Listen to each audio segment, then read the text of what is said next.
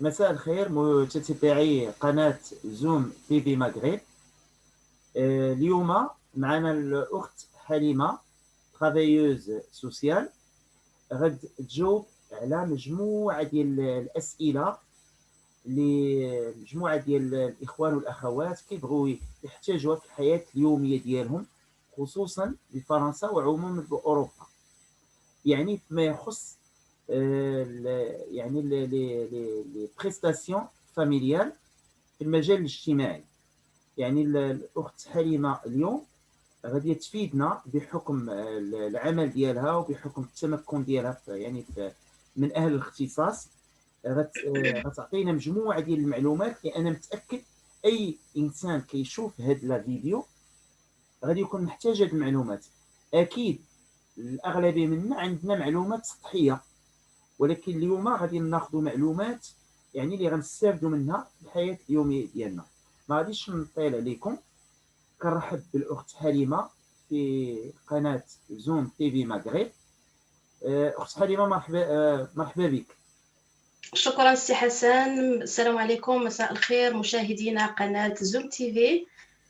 كيشرفني نحضر اليوم مع سي حسن في القناة باش كما قال لكم نقدموا واحد البرنامج على كاع يعني المساعدات والبريستاسيون اللي نقدروا يعني نشدوهم في فرنسا، اللي الاغلبيه ما كيعرفش يعني ولا ما كيعرفش لي ديتاي على لي بريستاسيون، ولا ما كيعرفش راه عنده الحق يدير لا دوموند. دونك فوالا دونك لوبجي تاع هاد البرنامج باش نوضحوا لكم هاد الامور. D'accord, très bien, Halima. Donc, la première question, quels sont les droits qu'on peut avoir ou là les prestations qu'on peut bénéficier هنايا مثلا في لا فرنسا؟ لأن القوانين الأوروبية قوانين موحدة رغم اختلافات في بعض الحوايج، ولكن طونك مواطن أو مقيم على التراب الفرنسي شنو هما الحقوق اللي عندي؟ كما العلم أن عندي واجبات. Alors en France, on a plusieurs prestations familiales et sociales. Et du coup, on va commencer par les prestations familiales. Donc, on a les allocations familiales. Donc, en fait, la plupart des gens, ils appellent toutes les aides et toutes les prestations qu'on a en France les allocations familiales. Alors que les allocations familiales, c'est juste une prestation parmi les autres prestations. Donc, voilà, donc les allocations familiales, donc on a les allocations familiales.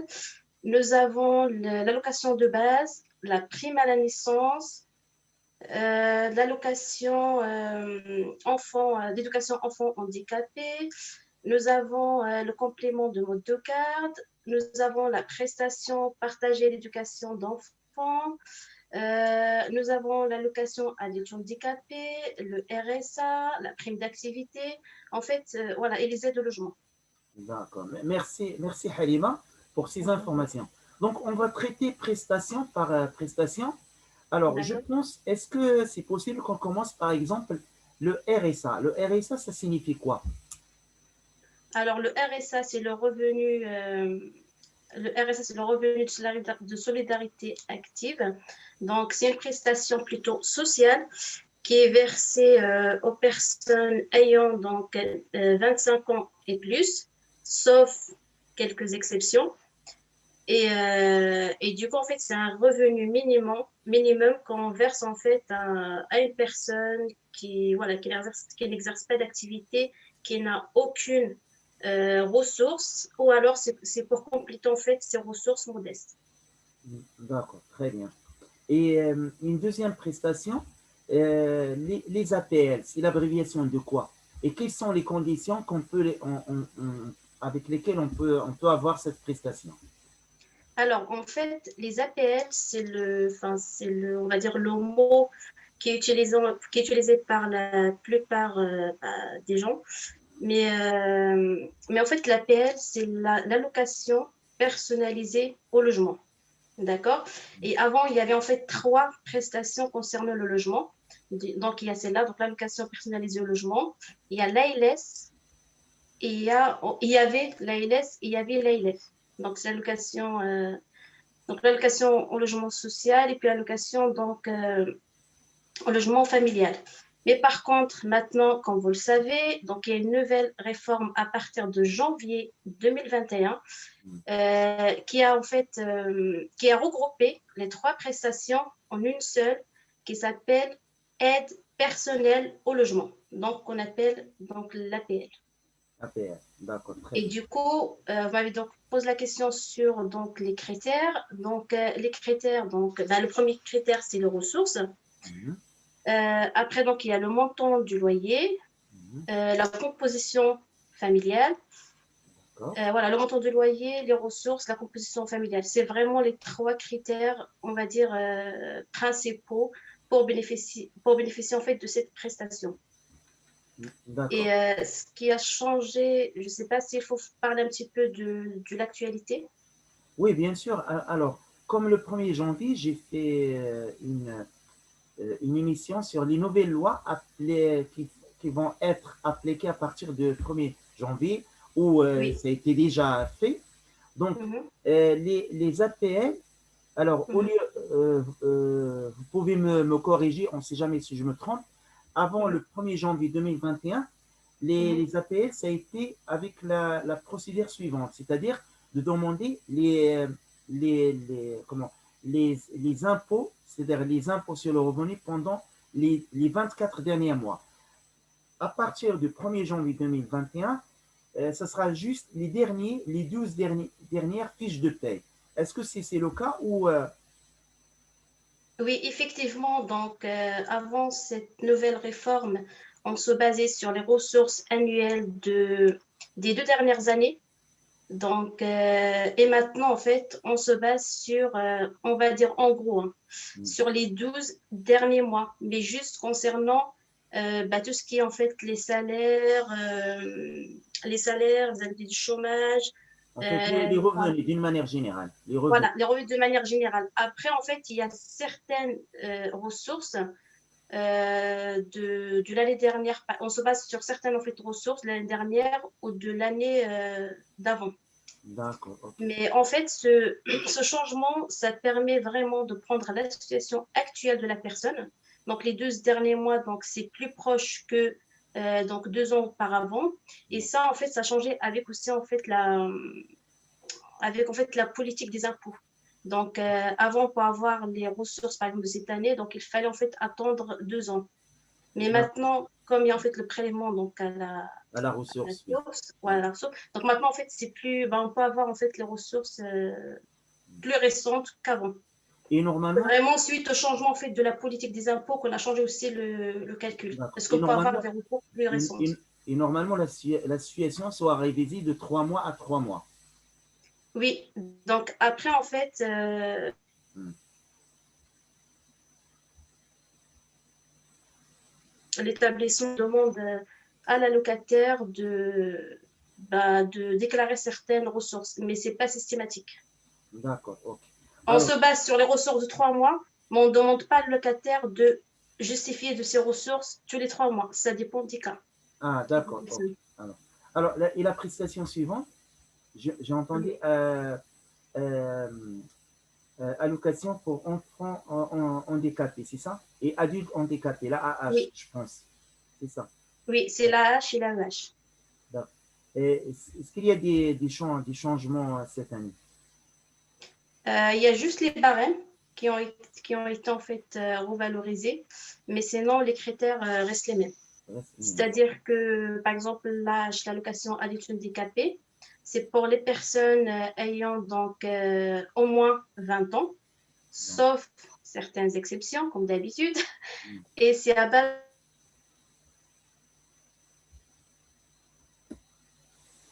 d'un organisme payeur. Mais la demande se formule auprès de la MDPH, la Maison départementale des personnes handicapées, et suite à la décision de leur commission, en fait, c'est eux qui statuent en fait si on paye ou pas. Ça et- dépend du taux de l'handicap, de l'incapacité. et- Et et- selon l'accord, en fait, la CAF verse la prestation. elle verse la prestation en fonction l'avis sur les impôts. Oui, c'est toujours à base de ressources. D'accord, Soit vas-y. des ressources annuelles si la personne est sans activité Hmm. et qu'elle est toute seule.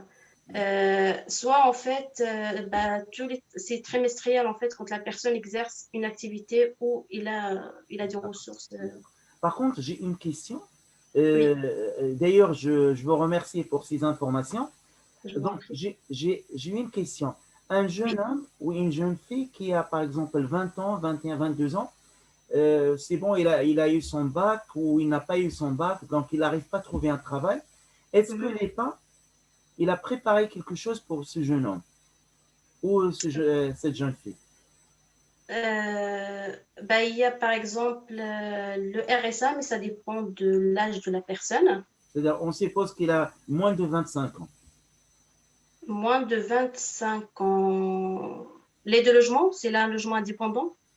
Non, on parle pas. On suppose qu'il vit chez ses Et ses parents, parents? mais il n'a pas de ressources, l'argent de poche, etc.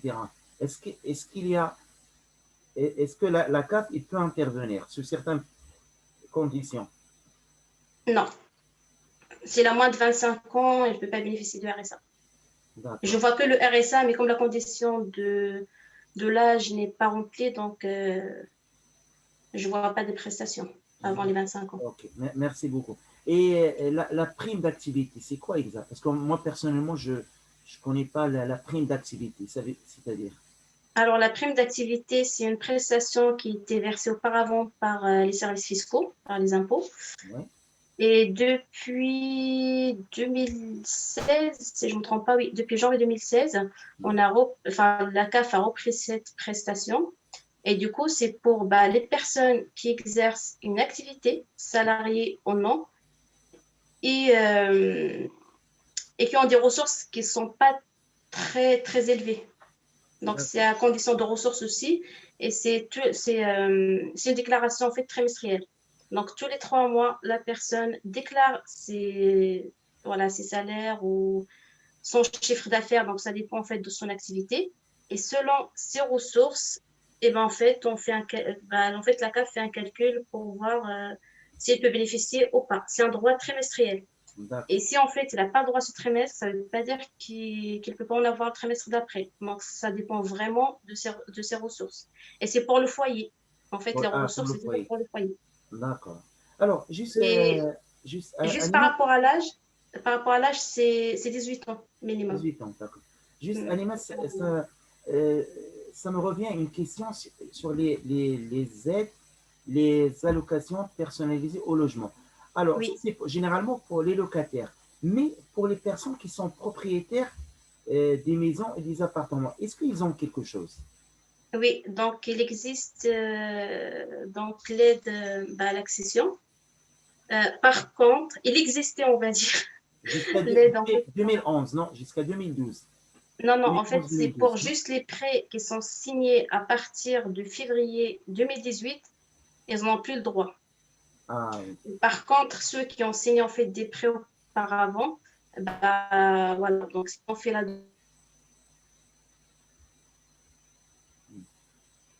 Avant, l'échéancier en fait de remboursement des prêts, en fait, et le type aussi des prêts, donc juste Alima, parce que je ça pense va beaucoup. il y avait une coupure. Est-ce que possible de répéter ce que vous avez dit? C'est-à-dire Ah, avant 2018, c'était possible. mhm. Mais après 2018, Alors, pour les prêts qui ont été signés à partir de février 2018, il n'y a plus droit oui. à cette prestation. Par contre, pour les prêts qui ont été signés avant février 2018, si la personne a fait la demande, en fait, selon les critères qu'on avait évoqués tout à l'heure, elle peut avoir droit ou pas.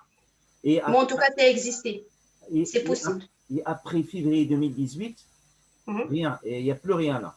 Non, cette prestation, ça a été enlevé pour l'accession. Il reste maintenant que l'allocation. D'accord. Est-ce que le dernier paragraphe, Alima, est-ce que possible Oui. de nous donner des cas concrets, là que vous avez Mhm. rencontrés, des cas concrets, au moins pour les personnes qui vont regarder cette vidéo, au moins ils vont y visiter quelques erreurs administratives. Par exemple, C'est-à-dire, oui. c'est-à-dire, par exemple, le délai. Est-ce qu'il y a un délai pour une telle prestation ou non, par exemple? Bah, en général, la plupart des prestations, on les verse le mois de la demande. C'est-à-dire que, par exemple, le RSA, Hmm. même s'il a 25 ans ce mois-ci, si la personne remplit toutes les conditions et qu'il ne formule pas sa demande en janvier, il n'aura pas droit en janvier. Donc, en fait, il aura le droit le mois de la demande. Si la demande est formulée en février, donc il aura le droit à partir de février. D'accord. Alors, Mm. un deuxième cas, comme les amis ils m'interpellent, Mhm. une personne ou un résident ici en France, et il était n'avait pas une situation régulière, c'est-à-dire une personne qui était dans une situation irrégulière, c'est-à-dire il n'avait pas Oui, un titre de séjour, mais il avait un oui, logement. Est-ce que le oui, moment d'avoir son titre de séjour, il oui. peut faire une demande, mais est-ce qu'il peut récupérer les aides qui n'ont pas été versées à cause de l'absence de son titre de séjour? Oui, donc vous avez bien fait d'évoquer en fait ce point sur la régularité sur le territoire français. Parmi les conditions aussi, donc je ne l'ai pas évoqué tout à l'heure, hein, c'est en fait avoir une situation régulière en France. Ça veut dire en fait un titre de séjour, ou alors en fait si la personne est française, donc il n'y a pas de souci. Et du coup, alors pour répondre à votre question, donc si la personne a formulé par exemple une demande auparavant et qu'elle était dans une situation irrégulière, en fait, on ne peut pas verser là où les prestations, hein, que ce soit l'aide de logement ou autre chose, on ne peut pas revenir sur avant. C'est vraiment, ça prend effet le mois suivant la validité de son titre de séjour. D'accord. C'est-à-dire, si par exemple son séjour, ça commence en octobre 2020, et ben en fait, au moment où quand il nous envoie son titre de séjour, on va lui régler à partir de novembre, hein. Même s'il l'envoie aujourd'hui, on revient quand même sur le mois suivant, soit le premier mois de la validité de son titre de séjour, s'il y avait déjà la demande sur le dossier. D'accord, très bien. Je ne sais pas si je suis claire. Ouais, ouais, non, non, très bien. Merci beaucoup. Donc, je pense Par qu'on a. contre, je veux juste revenir sur le RSA, par exemple. Hmm. Et il y a un critère qui est très important, c'est que la personne doit en fait avoir une résidence 5 ans de résidence en France couverte avec les titres de séjour sans interruption entre les séjours. Ah, donc une personne, par exemple, qui vient d'arriver ici en France, par Mhm. exemple, un conjoint qui vient d'arriver ici en France, il n'a pas le droit de RSA. Non, si la personne est toute seule, non. Il faut vraiment attendre les 5 ans en plus couverte, hein, de titre de séjour. Ça veut dire qu'il faut qu'elle soit en Il n'y a situation pas, régulière. il Par y contre, avait pas une interruption, oui. Oui, par contre, si l'on couple, en fait, c'est son conjoint est français ou alors il répond à ce critère de résidence et de la durée en fait de résidence en France, ça valide en fait sa demande. Mais du coup, le demandeur principal, il doit être en fait le conjoint. D'accord. Ok. Mm. Bah, je pense qu'on a fait le tour sur les prestations. Grosso modo, c'est ça, non? Il reste autre chose à rajouter? Il y a l'allocation, après il y a le complément de garde. Ça, c'est Ah une oui, prestation qui est non. versée pour faire garder les enfants, hein, que ce soit par une assistante maternelle ou par la crèche. Après, j'ai parlé aussi de la prestation d'éducation d'enfants, Hmm. prestation partagée d'éducation d'enfants. C'est là, en fait, il est versé pour les personnes qui cessent leur activité professionnelle pour garder leur enfant. D'accord. Et c'est là, en fait, il est versé pendant 2 ans maximum. 2 ans maximum. Mm. Et après, il y a l'allocation de soutien familial. Ça, c'est pour les personnes isolées. Et c'est en fait en compensation de la pension alimentaire. C'est-à-dire, pour Je m'explique. les femmes, comment on l'appelle ça? Pour les familles monoparentales, c'est pour les familles monoparentales. Ça, Oui, c'est le oui. premier critère. Hmm. Et du coup, en fait, soit déjà l'enfant, s'il n'est pas reconnu, c'est le fils, mais il faut faire la demande. Si l'enfant il est reconnu, mais il y a eu une séparation ou un décès, ou voilà, Donc, en fait, s'il y a un décès, donc c'est automatique aussi. Par contre, si quand même le père, il est là, donc s'il est solvable, nous, par exemple, la CAF, en fait, il peut verser les 4 mois, ça, c'est le minimum qu'il peut verser. 4 mois, en attendant, en fait, de faire les démarches auprès du JAF, du juge des affaires familiales, pour avoir ce droit-là, en fait, la pension alimentaire. D'accord. Ou Et alors, si on vraiment. Après, c'est le père ou la mère, hein, ça peut être l'un ou l'autre. S'il n'est pas solvable, ça veut dire il est en situation précaire ou il a des ressources en fait, qui sont vraiment très très faibles. Dans ce cas-là, en fait, la CAF peut verser cette allocation. Et il d'accord. y a aussi, en fait, même si le père il verse cette prestation, enfin, cette pension, mais, mais qu'il est par exemple inférieur à 100 euros, il peut faire comme la demande pour compléter parce que l'allocation sociale familiale, il est à 116 euros maintenant, je pense, parce que ça augmente tous les ans. Hein, on a une revalorisation. Et du coup, Revalorisation. il peut faire la demande pour faire un complément.